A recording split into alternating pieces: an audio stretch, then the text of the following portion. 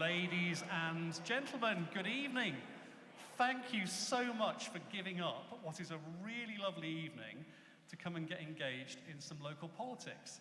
Welcome to Pangbourne College. Great to have you here in this lovely building, the Falklands Island Memorial Chapel. I love doing these things. I've done debates like this for every general election since 2001. And why I really like it is because you actually get to meet the people whose names are on your ballot paper, who you otherwise, it's really hard to get to know them, and you end up having to base your decision really on seeing party leaders on the television, which is great, but this is a really important part, I think, of making a choice about who you vote for in 3 weeks' time, and a chance to meet the people, one of whom will be the representative in Parliament for this new constituency, slightly redrawn boundaries of Reading, West and Mid-Berkshire. It was Labour, 97 to 2005. It's been Conservative since 2005. Who knows what will happen this time? I thought I'd look up some facts about the constituency, just a couple before we start. In this new redrawn constituency, 49% of people voted to leave the European Union. The average age of people who live here is 51, which is my age. 72% of people are homeowners, 87% of people are car owners. The average house price in this constituency is £428,000, which is quite a bit more than the national average. The constituency takes in places like Aldermaston, Basildon, Bucklebury, Bradfield, Field, Tilehurst, and of course, Pangbourne. So, what I want to do first, I should do a little bit of housekeeping. If you turn your mobile off, that would be marvellous. If the fire alarms go off, there are exits at the back and to my left and right here at the front. We're not expecting a fire alarm during the proceedings this evening. What I'd really like is to call out just a handful of names of people who've kindly submitted questions, either in advance of tonight or when they came in. And if you can bear it, I'd like you to come and sit at the front so that you can then ask your question yourself if we're able to include it. So I'm just going to read out just a handful of names, and if you'd be kind enough to come and swap the comfy seat you're in for one of these at the front so we can hear you ask your question, that will be really appreciated. So,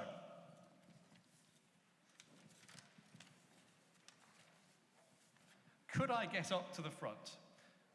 Benjamin Snowden, please. Mark Survey. If you could just come up to the front row, take a pew here. Jeremy Pack. Verity Brickman. Eve Allen. Faith Ruto. Tim Baxter. One more, I think. And Joanne Ashmore. If you'd be kind enough to come and sit at the front, that would be great. I can't absolutely guarantee that we will get your question in, but I will do my best. There are loads and loads of questions as well that I've got every single question on my little clipboard, and we may be able to throw some more in that I will ask along the way as well. But if those people could come and sit at the front, that will be really great. If you've changed your mind about asking your question yourself, fear not, I can read it out for you. Right, time to welcome the candidates. What I'm going to do is get the candidates to come on stage. This is scary stuff, even if you want to be a member of Parliament, because no candidate in this constituency, in this election, has been a member of Parliament before. So, show your appreciation, give your candidates a big round of applause as they join me on stage. Thank you.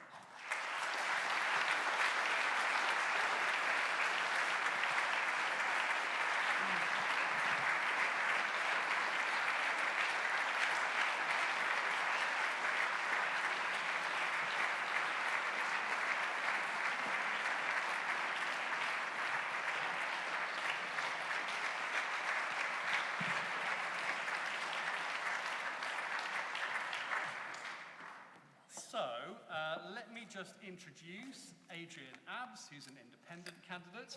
We've got Olivia Bailey for Labour, we've got Helen Belcher for the Lib Dems, Kate Bosley for Reform, Caroline Culver, our Green candidate, Ross McKinnon for the Conservatives. Can I just check everyone can still hear me okay? Sounds a bit quieter now. Everyone's happy at the back, that's brilliant. So what I'm going to do first is just ask the candidates to briefly introduce themselves. It doesn't have to be terribly long. We've given them a maximum of 2 minutes, but it might be much less than that. Just give you a feel of who they are, why they decided to stand in this constituency, in this election, and then we'll get on with some questions. First of all, Adrian. Yeah, thank you very much. Is the mic picking up okay? Yeah, it'll pick you up better if you're seated, I think, Adrian, because you're a bit too far away if you stand up. I think we'll hear you a bit better if you sit down. I've been told off already. I'm sounding terrible. My name's Adrian Abbs. I am running as an independent. I'm running for MP because I honestly think party politics is broken. And maybe we'll examine that a little bit later. I just see division, I see arguing, I don't really see cooperation, I don't see people looking to push forward and actually try to get the UK back on an even keel and actually get our GDP back up, because I think we're going to hear tonight, all of us agree that without some kind of growth, we're in trouble. So I am a local businessman out of Newbury.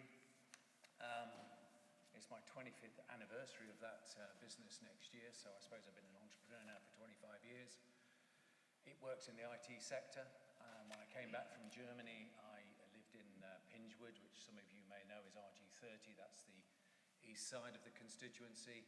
I currently live on the border of Newbury-Thatcham, which puts me right on or just over the west end of the constituency as well. I'm very familiar with it, having kind of worked through it and over it for many years now. I'm a councillor at West Berkshire Council, where I'm an independent. I used to be a Lib Dem, that's not hidden, but I basically have gone independent for reasons we may explore, we may not. I have actually scoped out a location already for the constituency office, so yes, when anybody says can an independent win, yes they can, and we can go through the maths later if you want as well. That location is Theale. Why? Because it's central to the constituency, and I've even gone so far as one of my pledges to say that part of my MP salary will be to hire extra staff, because in this new constituency that's so large and so diverse in terms of both rural and urban, that we will need extra staff to get through the workload. So I'm ready to go. I have my office in London sorted already. A friend's given me a room in his flat. So it's up to you. Thank you very much. Adrian, thank you very much. Now, here's Olivia Bailey, who's standing for Labour. Hello, everybody. It's fantastic to be here and fantastic to see so many of you here. Thank you so much to Pangbourne College and Andrew for putting this on. Look, I'm really proud to be standing to be the MP for my home seat.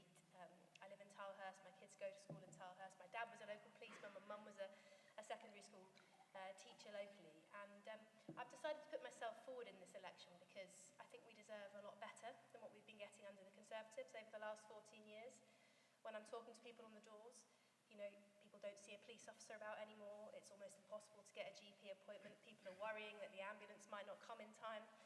There's sewage running through our rivers and streams, and we've got to change. We've got to have a change. And I'm standing to turn the page from that chaos and decline under the Conservatives to a brighter future with Labour, where we get police back on the street, where our NHS is back on its feet again, and where our economy is stabilised and family finances feel that bit easier.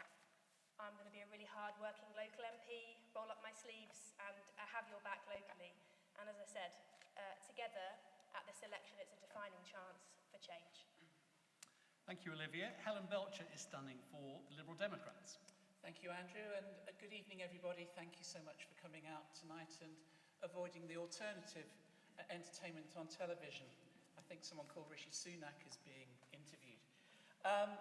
This is home. I was born in Reading in Battle Hospital when it was a hospital rather than a Tesco supermarket. We moved when I was 7 to Burfield Common, which is in the new seat, and I've got 50 years of connection to the seat because my dad stayed in that same house until he died just a few years ago. I do some work in Parliament already. I work with a bunch of Lib Dem MPs and members of the House of Lords, and I've looked at what's been going on over recent years and thought, you know, I can do better than that, really. I know it's not a particularly high bar at the moment, but that's why I want to stand. I gave evidence to the Leveson inquiry into press standards and ethics in 2012. I don't know how many of you remember that. And I told Lord Justice Leveson exactly what I thought of the editors of the Mail and the Sun. So that shows I'm not averse to asking difficult questions of powerful people. And in my view, that's the kind of person I would want as my MP, somebody who's prepared to fight for what they believe in and fight for the communities they represent. And it's lovely to be here in Pangbourne. One of my best friends lived on the Tidmarsh Road, so I know it quite well. Helen, thank you. Standing for Reform UK, Kate Bosley. Hello everybody, thank you so much for coming, and thank you also to Pangbourne College for hosting this event. I'm new to politics, there's no shadow of a doubt, but I'm not new to life, and I am as disillusioned as everybody else to the current state of the country and the politics and the parties being very similar in their approach. I am somebody that's lived and worked in Reading most of my life. I spent nearly 10 years working in Pangbourne. It was wonderful to be able to go to the village, and all of the local independent businesses gave a true feel of community and not necessarily having huge conglomerate businesses taking over a beautiful, wonderful village. And I just think that everybody deserves better, a better input, that the country feels broken and disjointed, and there seems to be too much arguing and conflict, and that's not healthy for anybody. So I just wanted to stand and speak my mind and stand by my country and try to do my best. As I say, I'm new to politics and I want to do better for everybody. I'm not a politician. I don't want to play the politics game. I'm not here to get into debates or have arguments or tit for tat. I'm here to answer questions from the good constituents, and I hope that I can answer your questions. Kate, thank you very much. And for the Green Party, this is Caroline Culver. Thank you very much, Andrew, and thank you for inviting me this evening. My name's Caroline Culver.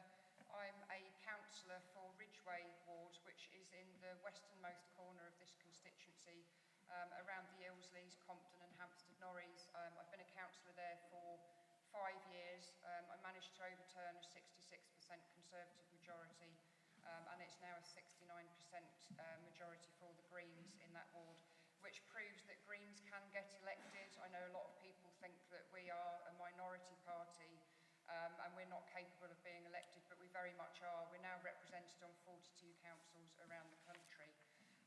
I am the chairman of the Scrutiny Commission at West Berkshire Council, which offers challenge to the council leadership in terms of their decision making and their policies. I'm also a flood warden, so for the past few months I've been supporting residents who have suffered from flooding and from sewage on the streets and in their gardens. And very briefly, my background, I used to work in public relations. I worked at the University of Oxford for 9 years. I worked for Save the Children and the Wildlife Trusts. And I've also been a journalist and worked for a community interest company looking at nature-based solutions to climate change, and also an A-level teacher, A-level politics. So it's been great to meet the students this evening. Thank you very much, Caroline. The final one of our 6 candidates is Ross McKinnon, who is standing for the Conservatives. Thank you very much, Andrew, and good evening, ladies and gentlemen. Lovely to be with you. You can probably tell I'm not from round here originally, from the accent. I've lived down south for 24 years, and I've lived in Berkshire for the last 20 years. I live in Burfield Common. I have done for 10 years with my wife and many children. I've got 4. I'm leader of the council, I'm getting ahead of myself there, aren't I? Leader of the opposition on West Berkshire Council. And I live right in the middle of this new seat in Burfield Common. And this is my community, this is my home. I think it's really important that whoever you elect as your MP has that connection to the seat. They know what makes the community tick, and they do it out of a sense of public service, which I would like to think that I am doing so in my own stead. I was hoping, and I'm still hopeful, that all of the panellists tonight positive case for why you might cast your X in their box. It would be nice for once, I think, to stop attacking each other and go for negativity. I think that's perhaps slightly optimistic. I know the government has a record to defend, and I will defend it to the best of my ability. But I hope to convince you why you should still stick with the Conservative Party and stick with me as your new MP. Thank you very much. I should say that there is one other candidate standing in the constituency who is another independent called Adi Pepiat, who couldn't be with us this evening. And one other thing I forgot to say is Pangbourne College are keen to have an exit poll as you leave. So if you want to take part in that, as you leave the chapel, you'll be able to vote for one of the candidates who you heard tonight. We're going to start with a question. We're going to do this question from Eve, who is one of the students here at Pangbourne College. Let me give you the microphone. Do you have a microphone there, Boyd? Did you want this one?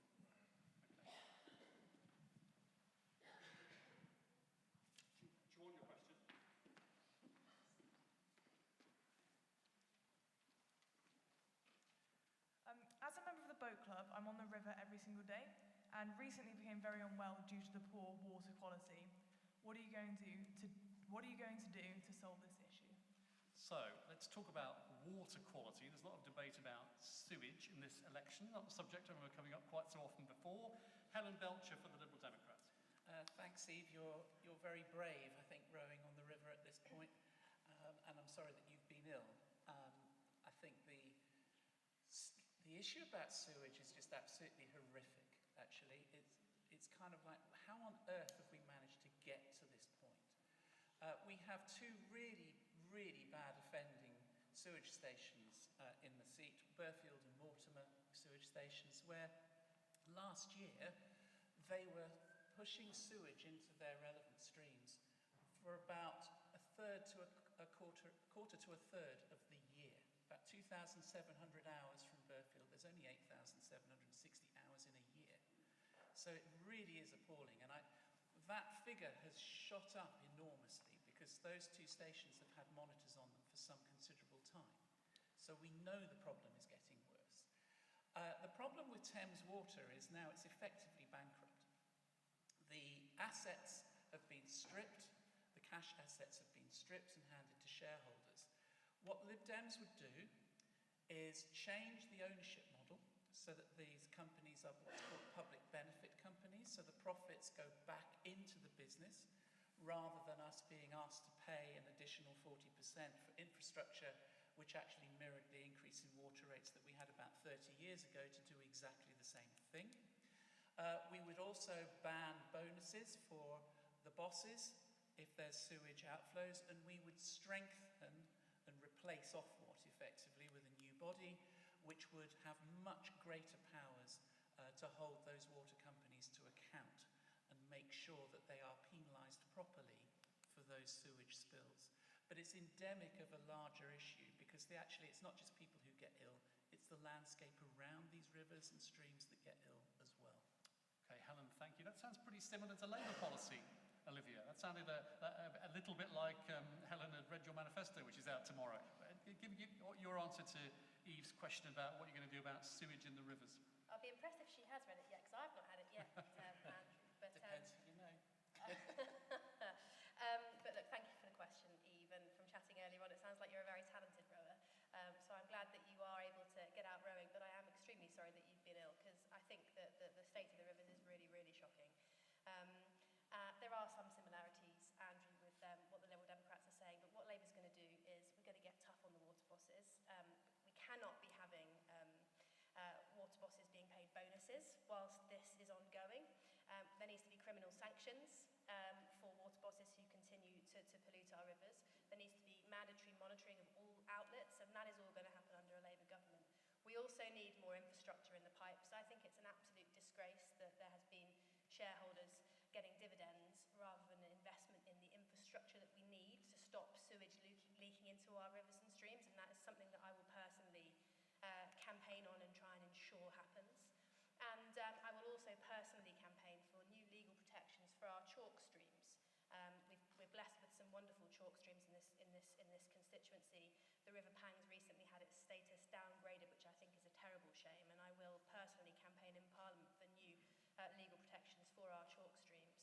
But look, also this issue just needs a local MP who's going to roll up their sleeves and knock heads together, and to mix my metaphors and really make something happen. I was talking to people in Hampstead Norris the other day who have had literally raw sewage running through the street outside their house for months. Thames Water has done nothing, the council has done nothing. People are having to move homes, people are getting ill. One woman I spoke to, 4 out of 6 members of her family have been in hospital this year because of raw sewage running through the street at the end of her driveway. It's absolutely disgusting. And as your local MP, I will not rest until we clean up our rivers and the streets around them to make sure that this is a safe place for all of us to enjoy our countryside. Thank you very much. Kate Bosley for Reforming UK. What do you say to Eve, who wants to be able to go rowing without getting sick? Well, I echo exactly the same in terms of how terrible it is that you've been poorly, and absolutely nobody should feel that they will get sick if they go into the river. The rivers are dangerous, full stop, always have been, but they've never been more polluted than they are now.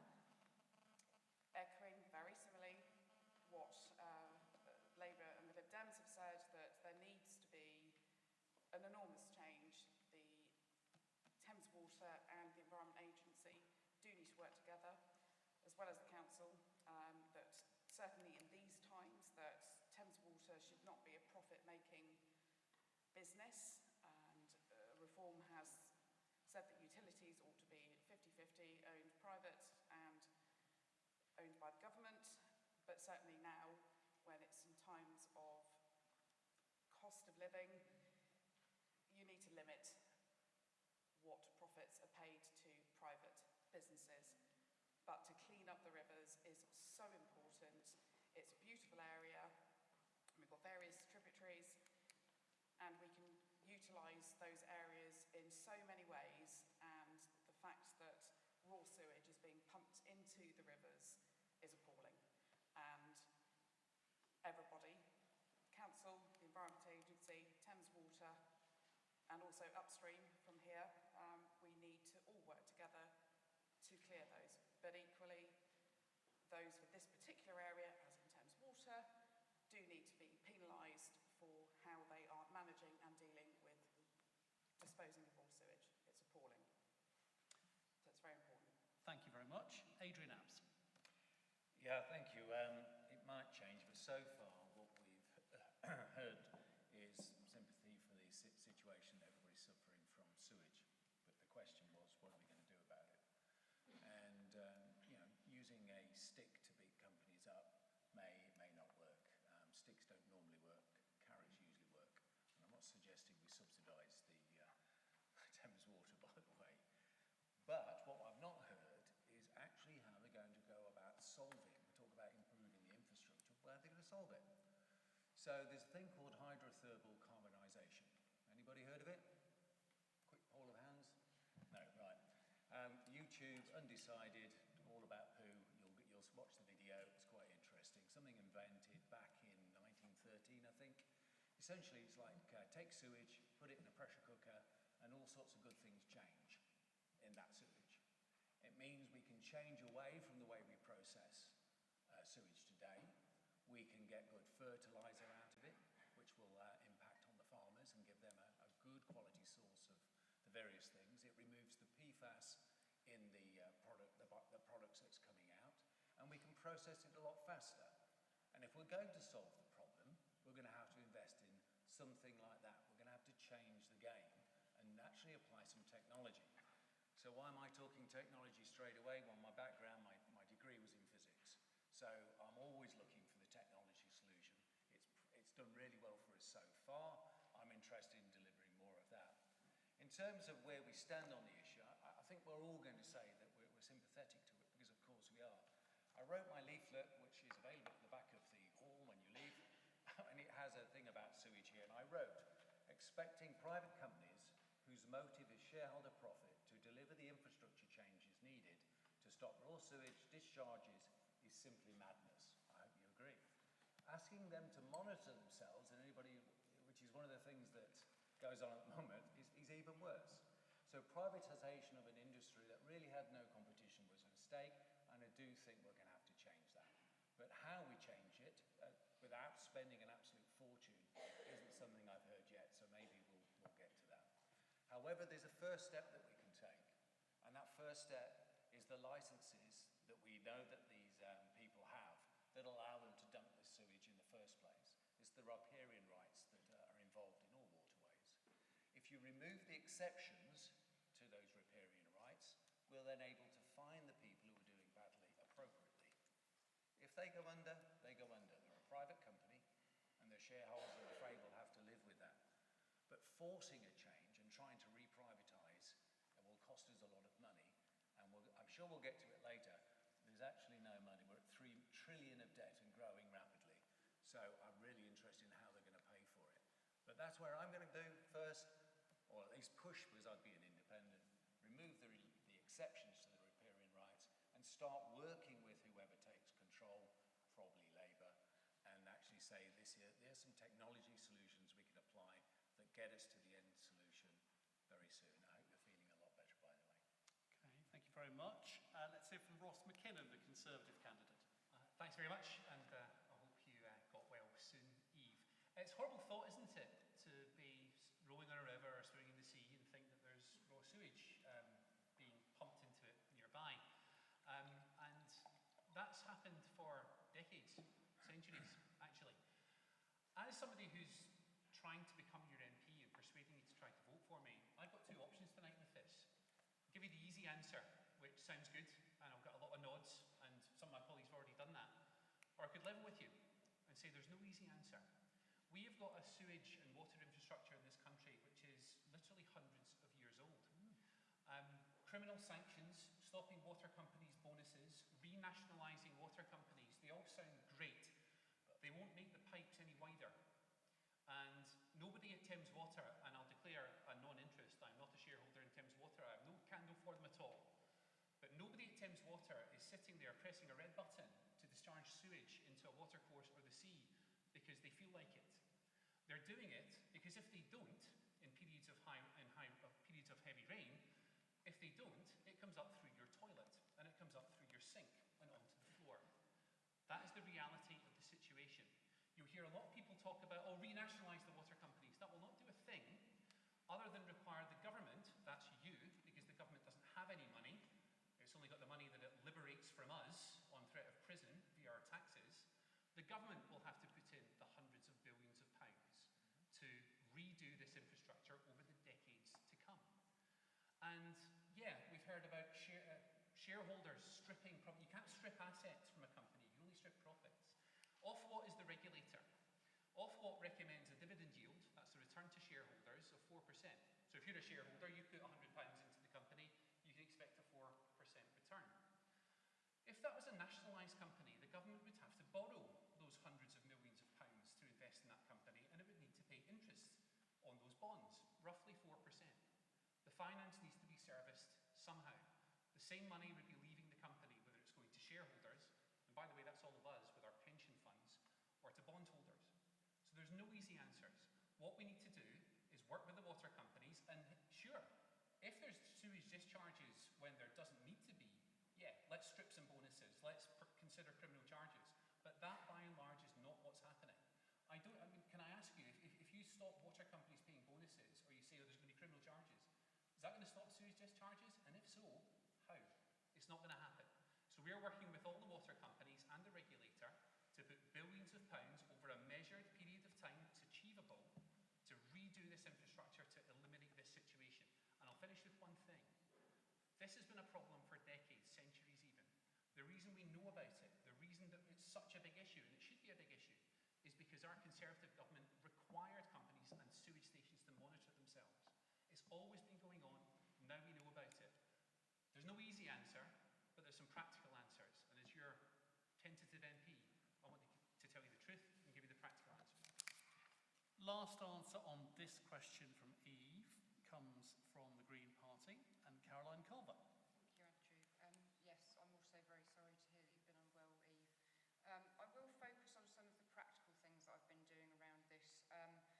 My ward is Ridgeway, and the Pang Valley runs through there, and we've had high groundwater in the last 5 months, which has pushed the sewage out of the system and onto the streets. Some of my fellow panellists this evening have talked about Hampstead Norreys and the people who run well.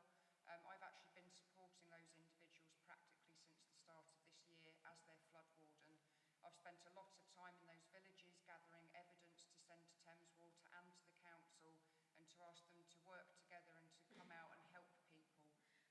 One of the things that we asked for was for the council to exercise their legal obligation to issue an abatement notice against Thames Water, and it didn't do that. It left it too late. A few weeks ago, they said to the flood wardens there's no evidence of sewage, which was obviously a nonsense, and now some of the parishes in my ward have made official complaints to the council for not taking the opportunity to take action earlier. As chairman of Scrutiny Commission, we had Thames Water and the Environment Agency at a meeting last October where we grilled them in great detail about what they've been doing and what they haven't been doing, and they will be returning to Scrutiny Commission in October.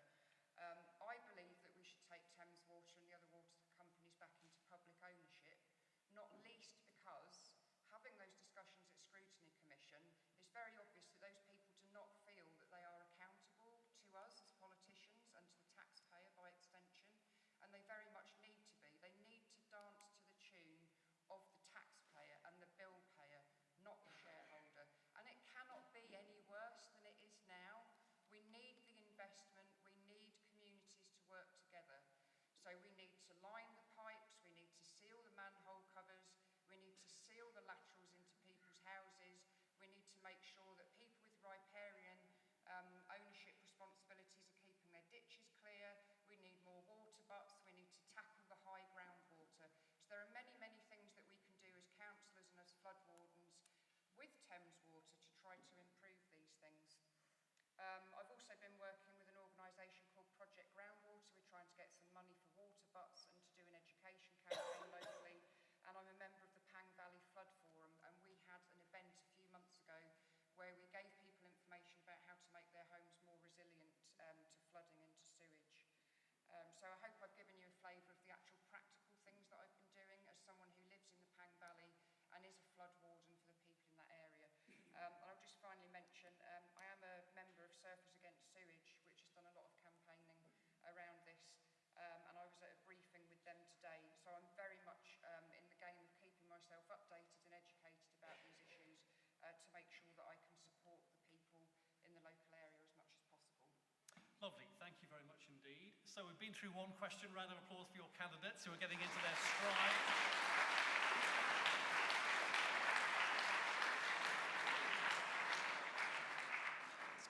Gently encourage the candidates to be a little bit briefer in their answers, only so we can get through more questions in the time that we have. This is going to spice things up, I guarantee it. It's a question from Rachel, who's not come to the front, but this is Rachel's question. You are in a private school where parents make huge sacrifices to send their children. Like many other private schools, if there is a tax increase on fees, some families will not be able to afford them. Where will these children go?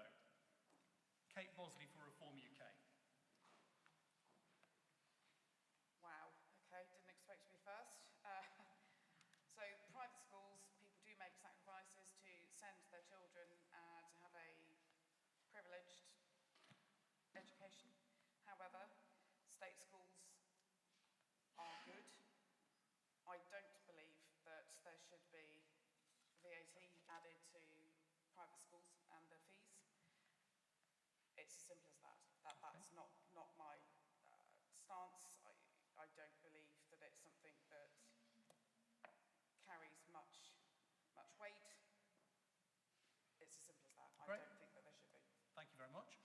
Let's bring back Helen Belcher for the Liberal Democrats. Where will the children go if VAT is levied on private school fees? Well, I mean, it's fairly obvious that there's two destinations. One of them, which is probably going to be the most popular one, is the state sector, which is already really struggling. The other one is home education. Now, for the record, we don't support the idea of putting VAT on private school fees because we don't think education should be taxed in that way. Education is a public benefit, but it also enables everybody, should enable everybody, to fulfil the opportunities to the best of their abilities. That's what it's there for. So, yeah, I mean, the short answer, Andrew, is they would go either to home education or to already crowded and under-resourced sectors. And it's not something that you would approve of. Adrian Apps. Yeah, so I was speaking to someone today, actually, who asked me that very same question. And again, when I came back from Germany, I moved to Reading. Didn't know the local system, had children to go to school. So actually I had no choice because I was willing to give them the best education I could. That at the time was sending them to a place called Leighton Park. So when people tell me that, oh, the VAT, we're going to charge that, they misunderstand why some people send their children to private school. They misunderstand it from an affordability perspective. Lots of people I know who were sending their people to private school were really struggling to do so. So this assumption that actually the 20% will be somehow absorbed by the schools is really quite laughable. It won't. It will mean, and I can't predict how many, but it will mean that we have a lot of children that go to private school suddenly appearing in the public. So will that have a big effect? I don't know. We're talking about the decline in populations at the moment, and this and that's supposed to be happening. But why do it? It's working quite well at the moment. There are scholarships available for private schools.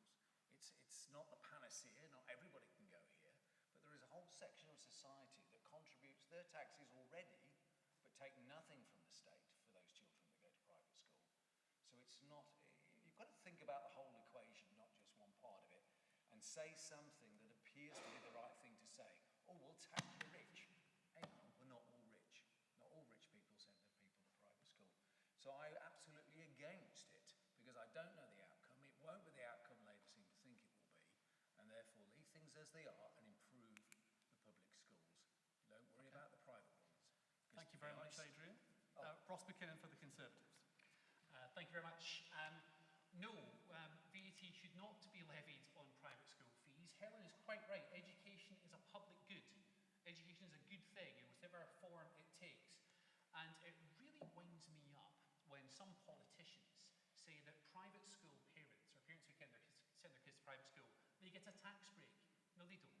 Education has never been in the scope of that. Something that's never been taxed is not a tax break. If you were to take something out of the scope of that, then maybe. But it's not. And it's also not an attack on private schools. It's an attack on parents who send their children to private schools, who make that choice. Because it's the parents who are going to have to pay the VAT, not the schools. It really is, it's the worst sort of class war politics. It's the politics of envy writ large, I'm afraid. And it's like Jeremy Corbyn has never gone away. And the parents who are going to be affected by this are not the parents who are mega rich, who send their kids to ridiculously expensive private schools. It'll be parents who send their kids to schools like this one, or the Abbey School in Reading, or Crossfields, who can just about afford it. But if they're spending £30,000 a year sending their children to private school, they can just about afford that. They can't afford to pay 36. So children will leave the private sector and they will go to our state schools. Labour's Emily Thornberry was on Sky News this week saying that. She said, fine, we'll just apply our class sizes. It's all right, don't worry about it. Angela Rayner's on record a couple of years ago saying she would like to expropriate all private schools and bring them into the state sector. So no, it won't raise the money they say. It will put a lot of pressure on the state sector. Parents, Adrian's quite right, parents who send their children to private schools, they pay tax and don't use the place. If they do get a tax break, they've earned it. So no, hands off. Caroline Culvert for the Green Party. If VAT is levied on private school fees, where will those children whose parents can no longer afford private school go? Thank you. I'm going to be very honest with you. The Green Party's manifesto was published today, and one of the things in there is that we believe that VAT should be charged on fees. So one of the straplines of my campaign is honesty. And some of the things that you hear from me and indeed other panellists this evening you probably won't agree with, but we're never going to agree on everything. I think it's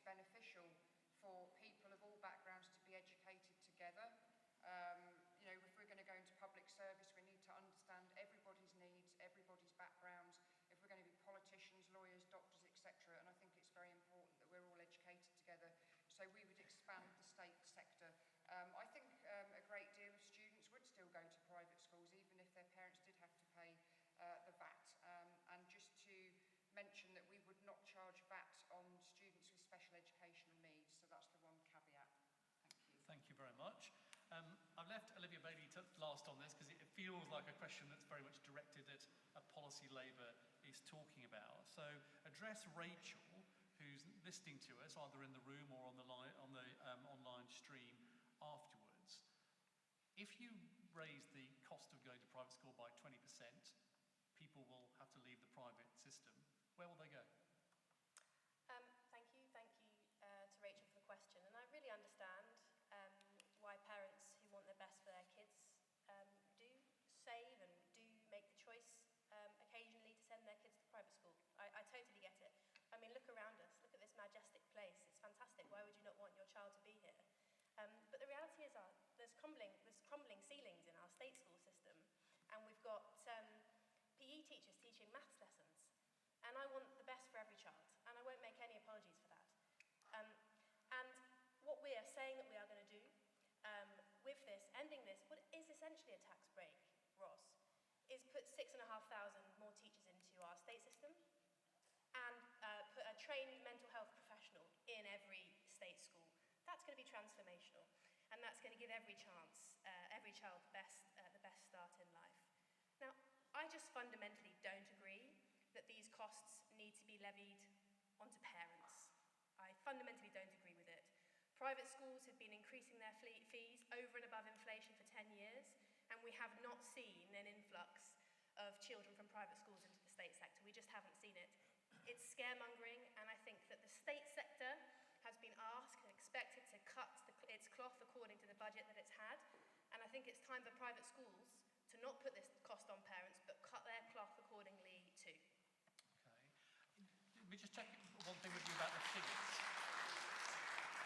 How can you afford the 6,500 teachers unless everyone stays in private school and pays the extra 20%? In other words, if people leave the private sector, how would you afford the 6,500? The IFS has said this is going to raise £1.3 billion. And as I said, private schools have been increasing fees over and above inflation, and there has not been an influx of children into the state school system. So you're banking the idea that no one really leaves? The IFS have said that no one's going to move. There's been no evidence of that happening with fees going up, and I don't expect the fees should have to go up under this system. So okay. No, I don't. Now, we're going to move on to another question. Thank you to everyone for answering that one. I've got Benjamin Snowden somewhere in the front. Let's take the microphone over to Benjamin. Do you want your question, or you remember it? Okay. Hi there. My question is about our voting system. I'm aware that the Green Party, Reform and Lib Dems do support a proportional representation system. But I just want to know which one you would support, and for the others, would you support proportional representation so that everyone's vote does matter? Okay. So, if elected, would you support a more proportional voting system? Let's start with Caroline Culver from the Green Party. Thank you, Andrew. You haven't given me much time to think about that one. Someone has to go first every time. I'm trying to vary it. Yes, as you pointed out, we do believe in proportional representation. There are different models. If I'd still been teaching A-level politics, I'd be able to reel them all off one by one and explain the pros and cons of all of them. I think we missed a trick a few years ago when we had the coalition and we had the referendum on proportional representation. I know that Helen might correct me if I'm wrong, but I think the model that was chosen was deliberately complex and put people off, and that referendum was lost. So I would very much support a system where you end up with a legislature that very much represents the way that people voted on the ground. One of the things that frustrates me the most is that the way the smaller parties, and this will go for reform as well, are constantly suppressed. And I think that the public support the smaller parties a lot more than you would think if you just looked at the House of Commons. We've had the situation with Caroline Lucas where we only had one Green MP. If we had proportional representation, I think we'd have something like 60 MPs. So that would very much more reflect people's feeling on the ground. So yeah, I would leave it at that. Thank you. Thank you very much. Let's hear from Ross McKinnon for the Conservatives. Do you support a more proportional voting system? Thanks, Andrew. Thanks, Ben, for the question. No, I support first past the post. Now, there's pros and cons of every voting system. So, Ben, I think you used the phrase there that your vote would matter in a PR election, and I can see why that would appear to be the case. The problem with PR is that you don't really know what you're voting for. And the reason why smaller parties like the Lib Dems have been banging the drum for PR for decades, will give them consistency, is because they would always end up being perpetually in power.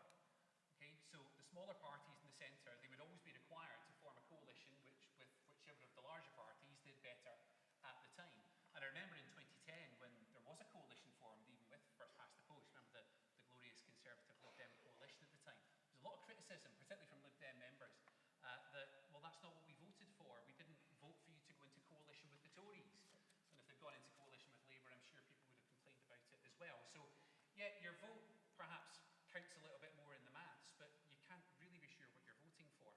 One of the advantages of first past the post is that there's a clear constituency link between the voter and the Member of Parliament. And whichever way you boil down PR, you don't really get that. So that's one of the reasons why I'm in favour of first past the post. The other one, and who knows, in a few weeks I might be having to reflect on this a little bit more, but it's easier to kick them out. First past the post allows you to kick out the government of the day a lot easier than PR does. Remember in 2010 when Gordon Brown hung around for about 5 or 6 days trying to cobble together some rainbow coalition? You didn't manage to make it in the end, but you could have done. And I'm not sure how well that would have gone down with the country as a whole. So, no, first past the post for me. Adrian Abbs, an independent candidate. How would proportional representation affect independence, I wonder? I don't think it, as Ross just said, you would still be able to vote for an independent locally and have a connection to the area. But the transferable vote system would quite happily accommodate independence, so I'm not worried about that. What I am worried about is the fairness, and 40% is the prediction. 40% of people won't even bother to vote this election. It's scary. It's normally 35. It's on the way up. So that means with the first past the vote system that we have at the moment, and no party has got more than half the vote in I think my lifetime. I can't even remember who's done it. Maybe one of the other panelists know. This means that of the 60% of people who will vote, only 30% of the maximum will vote for the party that takes the administration.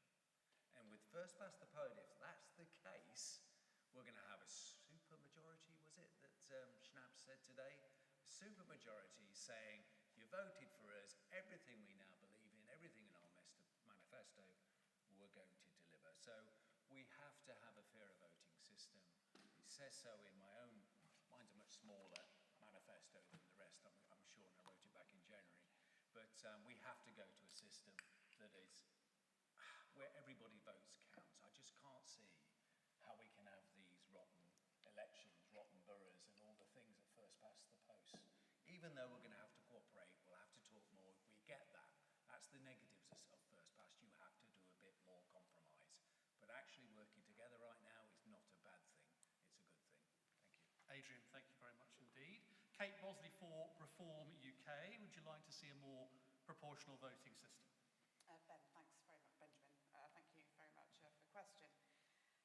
Frankly, I think the whole system needs reviewing.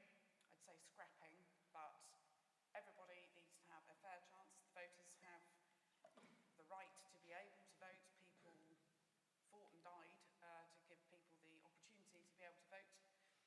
I think all parties need to have a fair crack at the whip, if you like. But on top of that, it's not just talking about this proportionate representation and all of the different voting systems. It needs to be fair. Everyone should be able to vote, and every party should be equally represented. I think it's also about how votes are cast, and I don't believe that the pencil on a piece of paper in a little box is the right way to go. I believe in today's technology that we should be able to have biometrics to be able to support and verify true voters rather than potentially there being the ability for votes to be manipulated. So I think the whole thing needs to be reviewed. It's as simple as that. Okay, Kate, thank you very much indeed. Olivia Bailey for Labour. Labour have been a bit schizophrenic about proportional voting over the years. Where are you now on it? Well, I think it's a really important question, Benjamin. Thank you very much. And I think just stepping back briefly, I will come on to your question, Andrew, I promise. The question of engagement in politics and trust in our politics is one of the biggest challenges that we all face. And it's something that I will really want to get stuck into if I am successful at being elected. And, you know, I cannot tell you how many doors I've knocked on when people have just said to me, I've just given up. There's been so many broken promises, I'm not going to go and vote.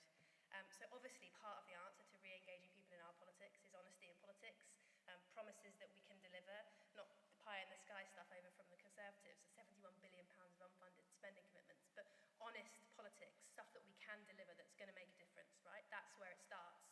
But I do think that political reform has a part to play in it as well. I always have done. You know,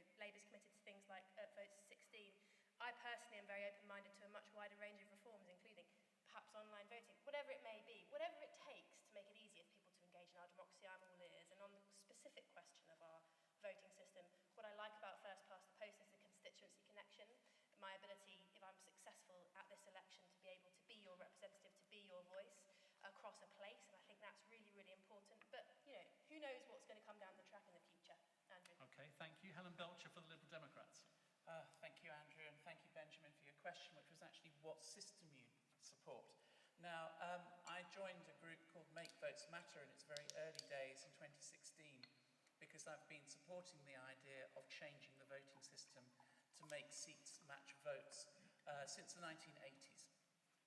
It's a matter which is very close to my heart, and I could bore for Britain on it, so I'll try very hard not to. Carolyn, I think you mentioned a referendum on PR in 2011. Technically, it wasn't a proportional system. It was called the alternative vote. Ross, you said we don't really know what you're voting for. Well, I think you could lodge the same claim in 2019. A bunch of promises were made, and don't think we got many of that, really, did we? There are systems there. What I did with the Make Votes Matter group is I sit on what's called the parliamentary alliance of it for some bizarre reason. And that has, some of the meetings there, you've had the leaders of Lib Dems, UKIP at the time, Green Party, independent councillors and so forth, and me. And I'm kind of thinking, why am I here? But I helped write something called the Good Systems Agreement, which has 10 key points, and one of them is a clear geographic link. So your constituency link would remain, and there are systems which allow you to do that. There's something called single transferable vote, and that is the method that I would support because you have multi-member constituencies. So we might have Berkshire as a constituency which returns, say, 8 MPs. And you then have your candidates, and you stand in the polling station, you say, I like that one the best, that one second best, that one third best. That's all you need to do. That's the simple thing. And you then go away, and you've then got a very high likelihood that somebody that you've put quite high on your list will get elected. It's the reason, actually, why Britain imposed that system on Ireland in 1922, because they didn't want to have, or they wanted to ensure that the Protestant minority had some representation in the Parliament. And you know what Parliament means? It's voice of the people. The point about electing MPs, we're supposed to be representatives of the people. And if you can elect a huge majority on 40% of the vote, which has almost happened in the past, then there is something very unrepresentative about that. So single transferable vote has a clear constituency link. It enables you to vote for people rather than party, if you so wish. It's got a whole raft of other benefits as well. It's simple to understand. And you know what?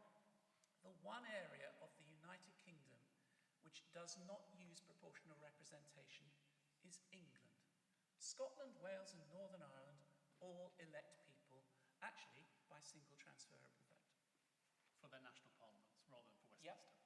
Okay, thank you. Oh, and the other thing I will add is actually, up until 1945, Westminster had seats reserved for universities, so university graduates could vote, and they returned their MPs using PR and single transferable vote too.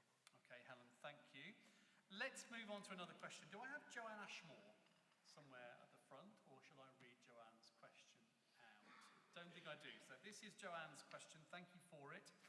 Having volunteered for the Reading Food Bank on many occasions over the last 7 years, I've seen the number of referrals increase dramatically.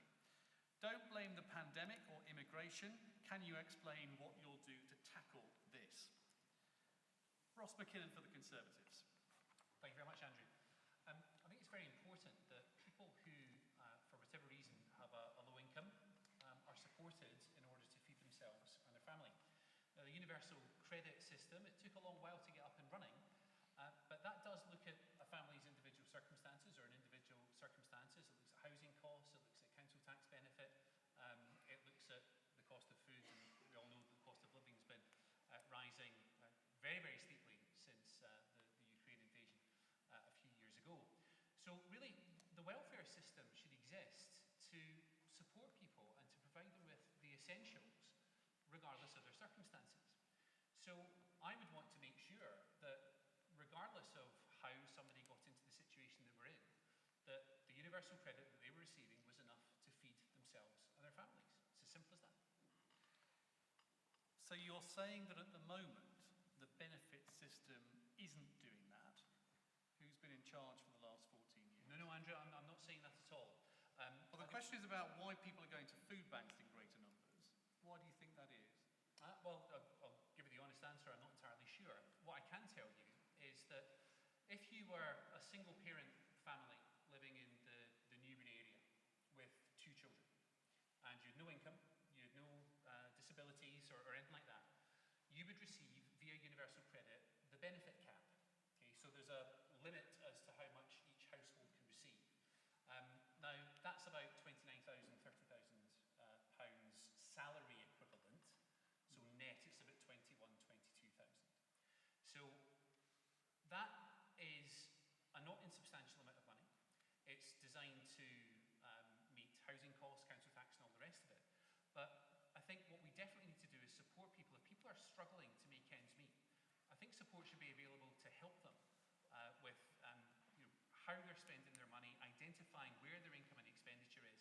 I wouldn't like to say that the current benefit system is forcing people to food banks. I think we need to look at things on a case-by-case basis and make sure there's no underlying reason why people are struggling. But in principle, Andrew, the benefit system should enable anyone to feed themselves and their families and get through a tough time. I think it's true to say, certainly from my experience of talking about this on the radio, a lot of people who are going to food banks are in work rather than on benefits. Let's bring in Olivia Bailey for Labour. That's just so painfully out of touch and offensive. I'm sorry, Ross. People are not going to food banks because they can't manage their money. They're going to food banks because the economy has not been growing as fast as it should, because prices have been rising, because wages have not been keeping up, and because the Conservative Party took this mad and reckless decision to crash the economy, to basically play a science experiment with all of our finances sending, mortgages through the roof and costs through the roof. After 14 years of the Conservatives, more and more people are relying on food banks, more and more people can't feed their families. And I think that's a terrible shame. I think that's a terrible shame. And what the Labour Party is going to do, what a Labour government is going to do, is stabilise our economy, because we have had so much instability under the Conservatives. And what they are proposing to do in their manifesto this week is £71 billion of unfunded spending commitments, by the way. That's enough to crash the economy again, like they did with that Liz Truss mini-budget. So we've got to stabilise the economy with tough fiscal rules. We're going to do it. We're going to grow the economy by investing, by reforming, by building houses, by doing all the things that we need to do. And we're going to have a real living wage for people, so that work can pay and that we can make work pay for people. I don't want a country where people need to rely on food banks. I don't want a country where they've had to set one up outside the school gates of the school my boys go to. That's intolerable. That's not what Britain's about. And under Labour, we won't need food banks anymore. Kate Bosley for Reform UK. Excellent. Been chomping at the bit. First and foremost, supermarkets make too much money. It's as simple as that. Our farmers are struggling and they need more support. It's very, very simple. We can produce so much in this country and not enough is. The cost of living has hit everybody one way or another. But the waste from supermarkets is terrifying with the sell-by dates, and I know that this has been reviewed and changed. But simply, we need to be supporting our farmers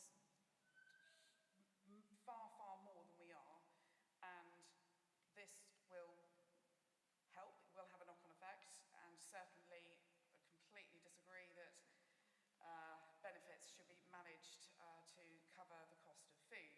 In an ideal scenario, of course, nobody wants to have people going to food banks and feel that they're shamed to do so. But I do think that our farming communities need to have better support from the government. We have so much more to give as a country. We've got arable land, we've got people willing to work, and sell-by dates and use dates and the profits by the supermarkets are shocking. I would far rather buy directly from farmers with the milk, eggs, any other vegetables and fruits. Obviously, some fruits are not available,